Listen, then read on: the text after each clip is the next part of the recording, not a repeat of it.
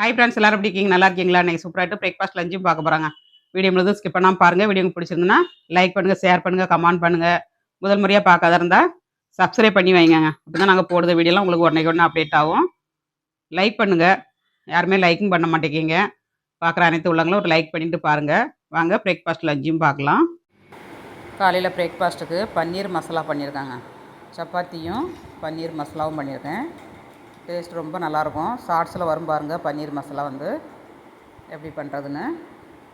சாஃப்டான சப்பாத்தி, சாஃப்டான பன்னீர் கிரேவிங்க. சூப்பரான பிரேக்ஃபாஸ்ட். சப்பாத்தியோட வச்சு சாப்பிட்டேன்னா அவ்வளோ அட்டகாசமாக இருக்கும். லஞ்சு பார்க்கலாம். மதிய லஞ்சு வந்து சுட சுட சோறுங்க.